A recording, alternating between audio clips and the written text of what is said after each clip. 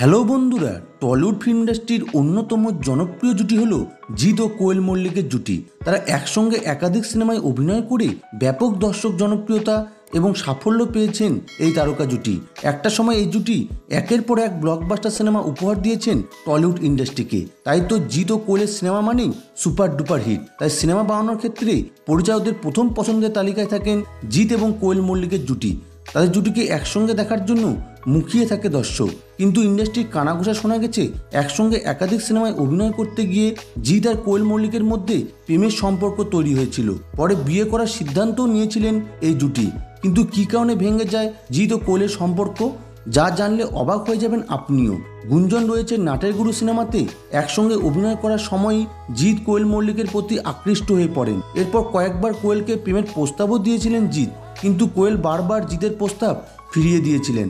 তবে শোনা যায় সাত পাকে বাঁধা সিনেমা করতে গিয়ে কোয়েল মল্লিকও নাকি আস্তে আস্তে জিতের প্রেমে পাগল হয়ে যায়। শোনা যায় সাত পাকে বাঁধা সিনেমার পরই তারা একে অপরকে বিয়ে করতে চলেছে। কিন্তু কেন বিয়ে হলো না জিৎ কোয়েলের? টলিউডের একটি সূত্র থেকে জানা যায় জিৎ ও কোয়েল মল্লিকের সম্পর্ক ভেঙে যায় কোয়েলের বাবা রঞ্জিত মল্লিকের জন্য।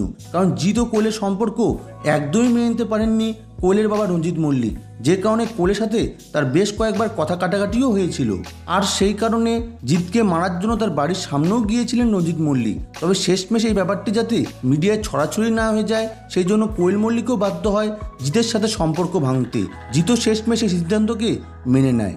সম্পর্ক ভাঙার পর জিৎ 2011 সালে স্কুল শিক্ষিকা মোহনা রত্নানীকে বিয়ে করেন। বর্তমানে অভিনেতার 2 সন্তানের বাবা তিনি।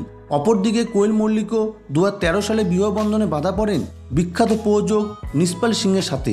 বর্তমানে তাদের ঘরে একটি পুত্র সন্তান রয়েছে। তবে বিয়ে না করলেও এখনও তারা খুবই ভালো বন্ধু বলে জানা যায়। তো বন্ধুরা, জিৎ কোয়েলের জুটির সিনেমা দেখতে আপনাদের কেমন লাগে তার নিচে কমেন্ট বক্সে জানাতে পারেন। তাহলে বন্ধুরা, আজ এই পর্যন্তই। ভিডিওটি ভালো লাগলে লাইক করুন আর চ্যানেলটি সাবস্ক্রাইব করে সঙ্গে থাকুন।